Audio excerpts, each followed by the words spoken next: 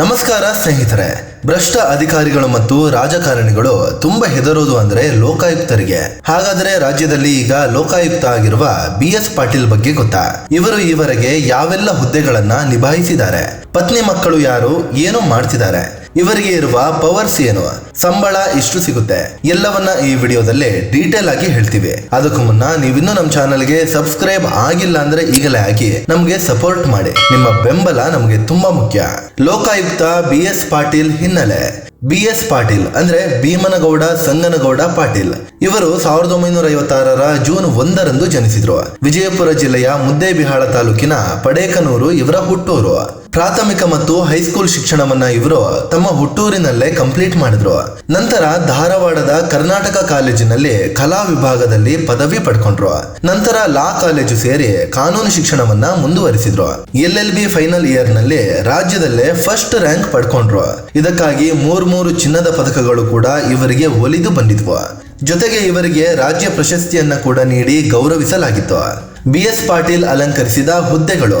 BS Patil 1980ರ September 5ರಂದು lawyer ಆಗಿ ನೋಂದಣಿ ಮಾಡಿಸಿಕೊಂಡ್ರು. ಇದಾದ್ಮೇಲೆ ಸುಮಾರು 2 ದಶಕಗಳ ಕಾಲ ಯಶಸ್ವಿ ಲಾಯರ್ ಆಗಿ ಕೆಲಸ ಮಾಡಿದ್ರು. ಹಲವು ಸಂಘ ಸಂಸ್ಥೆಗಳನ್ನ ಪ್ರತಿನಿಧಿಸಿ ಸೈ ಎನಿಸಿಕೊಂಡ್ರು. ಸಿವಿಲ್, ಕ್ರಿಮಿನಲ್, ಕಾರ್ಮಿಕ ಸೇವೆಗಳು ಮತ್ತು ಭೂ ಸುಧಾರಣೆ ಸೇರಿ ಹಲವು ರೀತಿಯ ಕೇಸ್ಗಳನ್ನ ನಡೆಸಿದ್ರು. 2004ರ ಅಕ್ಟೋಬರ್ 21ರಂದು ಕರ್ನಾಟಕ ಹೈಕೋರ್ಟ್ನ ಕಾಯಂ ಜಡ್ಜ್ ಆಗಿ ಆಯ್ಕೆ ಆದ್ರು. ನಂತರದಲ್ಲಿ 13 ವರ್ಷ 7 ತಿಂಗಳ ಕಾಲ ಹೈಕೋರ್ಟ್ ಜಡ್ಜ್ ಆಗಿ ಸೇವೆ ಸಲ್ಲಿಸಿದ್ರು. ಈ ನಡುವೆ ಕರ್ನಾಟಕ ನ್ಯಾಯಾಂಗ ಅಕಾಡೆಮಿಯ ಅಧ್ಯಕ್ಷರಾಗಿ, ಭೋಪಾಲ್ ರಾಷ್ಟ್ರೀಯ ನ್ಯಾಯಾಂಗ ಅಕಾಡೆಮಿಯಲ್ಲಿ ಸಂಪನ್ಮೂಲ ವ್ಯಕ್ತಿಯಾಗಿಯೂ ಕೆಲಸ ಮಾಡಿದ್ರು. ಹೈಕೋರ್ಟ್ನ ಹಲವು ಸಮಿತಿಗಳ ನೇತೃತ್ವ ವಹಿಸೋದರ ಜೊತೆಗೆ ಸಿವಿಲ್ ಮತ್ತು ಜಿಲ್ಲಾ ನ್ಯಾಯಾಧೀಶರ ಆಯ್ಕೆ ಸಮಿತಿ ಸದಸ್ಯರಾಗಿಯೂ ಸೇವೆ ಸಲ್ಲಿಸಿದ್ರು. ಲೋಕಾಯುಕ್ತರಾದ BS ಪಾಟೀಲ್ 2018ರ ಮೇ ತಿಂಗಳಲ್ಲಿ BS ಪಾಟೀಲ್ ನಿವೃತ್ತಿ ಹೊಂದಿದ್ರು. 2019ರಲ್ಲಿ ಕರ್ನಾಟಕ ಲೋಕಾಯುಕ್ತ ಸಂಸ್ಥೆಯಲ್ಲಿ ಉಪ ಲೋಕಾಯುಕ್ತರಾಗಿ ನೇಮಕವಾದ್ರು. ಈ ವೇಳೆ ತಮ್ಮ ಕರ್ತವ್ಯ ನಿಷ್ಠೆಯಿಂದ ದೊಡ್ಡ ಮಟ್ಟದಲ್ಲಿ ಹೆಸರು ಮಾಡಿದ್ರು. ಇದಾದ್ಮೇಲೆ 2022ರಲ್ಲಿ ಲೋಕಾಯುಕ್ತರಾಗಿ ಅಧಿಕಾರ ಸ್ವೀಕರಿಸಿದ್ರು. ಹಲವು ವರ್ಷಗಳ ಕಾಲ ಇದ್ದೂ ಸತ್ತಂತಿದ್ದ ಲೋಕಾಯುಕ್ತಕ್ಕೆ ಇವರು ಬಂದ ಬಳಿಕ ಜೀವ ಬಂದಂತೆ ಕಾಣಿಸ್ತಿದೆ. BS ಪಾಟೀಲ್ ನೇರ ಸಿಂಪಲ್ ಅಧಿಕಾರಿ ಅಂತ ಹೆಸರು ಮಾಡಿದ್ದಾರೆ. ಕಚೇರಿಗೆ ಯಾರೇ ಬರಲಿ ಅವರ ಸಮಸ್ಯೆಯನ್ನ ಆಲಿಸಿ ಕಾನೂನು ಚೌಕಟ್ಟಲ್ಲಿ ಏನ್ ಮಾಡಬಹುದೋ ಅದನ್ನ ಮಾಡಿ ಕಳುಹಿಸ್ತಾರೆ. ಇಂತಹ ಗೌರವಾನ್ವಿತ ವ್ಯಕ್ತಿ ಜೊತೆ ಕೆಲಸ ಮಾಡಲು ನಾವು ಪುಣ್ಯ ಮಾಡಿದೀವಿ ಅಂತ ಸಂಸ್ಥೆಯ ಇತರೆ ಅಧಿಕಾರಿಗಳು ಹಾಡಿ ಹೊಗಳ್ತಾರೆ. Aggressive Lokayukta BS Patil. ಇವರು ಲೋಕಾಯುಕ್ತರಾದ ಬಳಿಕ ಅಗ್ರೆಸಿವ್ ಆಗಿ ಕೆಲಸ ಮಾಡಲು ಶುರು ಮಾಡಿದ್ರು. ಭ್ರಷ್ಟ ಅಧಿಕಾರಿಗಳ ವಿರುದ್ಧ ಕಾರ್ಯಾಚರಣೆಗಳನ್ನ ವೇಗಗೊಳಿಸಿದ್ರು. ಜಿಲ್ಲಾ ಮಟ್ಟದಲ್ಲೂ ಅಧಿಕಾರಿಗಳ ಮೇಲೆ ಸಡನ್ ಆಗಿ ದಾಳಿಗಳನ್ನ ನಡೆಸಿದ್ರು. BDA, BBMP, ಬೆಸ್ಕಾಂ, BWSSP ಕಚೇರಿಗಳ ಮೇಲೆ ದಿಢೀರ್ ದಾಳಿ ನಡೆಸಿದ್ರು. ಈ ವೇಳೆ ಹಲವಾರು ಅಧಿಕಾರಿಗಳು ಸಿಕ್ಕಿ ಬಿದ್ದಿದ್ರು. ಎಲ್ಲ ಬಿಡಿ, ಇವರು ಲೋಕಾಯುಕ್ತರಾದ್ಮೇಲೆನೆ ಬಿಜೆಪಿ ಶಾಸಕ ಮಾಡಾಳ್ ವಿರೂಪಾಕ್ಷಪ್ಪ ವಿರುದ್ಧ ಲೋಕಾಯುಕ್ತ ಕಾರ್ಯಾಚರಣೆ ನಡೆಸಿತ್ತು.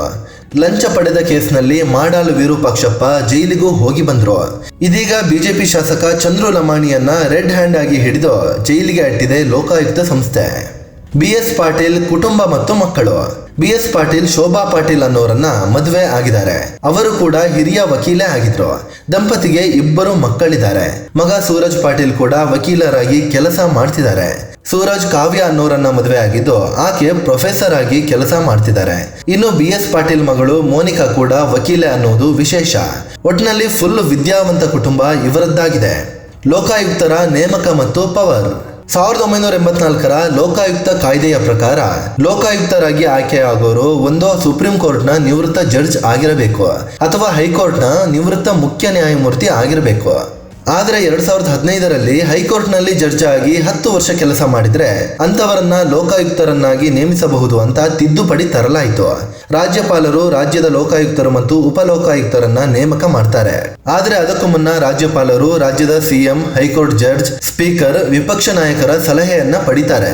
ಲೋಕಾಯುಕ್ತರಿಗೆ ರಾಜ್ಯದ ಮುಖ್ಯಮಂತ್ರಿ, ಸಚಿವರು, ಶಾಸಕರು ಮತ್ತು ಎಲ್ಲಾ ಅಧಿಕಾರಿಗಳನ್ನ ತನಿಖೆಗೆ ಒಳಪಡಿಸುವ ಅಧಿಕಾರ ಇರುತ್ತೆ. ಲೋಕಾಯುಕ್ತರ ಸಂಬಳ ಇಷ್ಟಿರುತ್ತೆ. ಲೋಕಾಯುಕ್ತ ಅನ್ನೋದು ಸಣ್ಣ ಸಂಸ್ಥೆ ಅಲ್ಲ. ಇದರಲ್ಲಿ 1400ಕ್ಕೂ ಹೆಚ್ಚು ಸಿಬ್ಬಂದಿ ಕೆಲಸ ಮಾಡ್ತಿದ್ದಾರೆ. ಲೋಕಾಯುಕ್ತರ ಕೇಂದ್ರ ಕಚೇರಿ ಬೆಂಗಳೂರಲ್ಲಿ ಇದೆ. ಲೋಕಾಯುಕ್ತರಿಗೆ ತಿಂಗಳಿಗೆ 2,95,000 ರೂಪಾಯಿ ಸಂಬಳ ಇದೆ. ಅದೇ ಉಪಲೋಕಾಯುಕ್ತರಿಗೆ 2,52,000 ರೂಪಾಯಿಯಷ್ಟು ಸಂಬಳ ಸಿಗುತ್ತೆ. ಇದನ್ನ ಬಿಟ್ಟು ವಾಸಿಸಲು ಸರ್ಕಾರದ ಕಡೆಯಿಂದಲೇ ಮನೆ, ಓಡಾಡಲು ಕಾರುಗಳು, ಸೆಕ್ಯೂರಿಟಿ ಎಲ್ಲವೂ ಸಿಗುತ್ತೆ. ಸ್ನೇಹಿತರೆ, ಇದು ರಾಜ್ಯದ ಲೋಕಾಯುಕ್ತ BS ಪಾಟೀಲ್ ಬಗ್ಗೆ ಒಂದಷ್ಟು ಮಾಹಿತಿ ಕೊಡುವ ಪ್ರಯತ್ನ.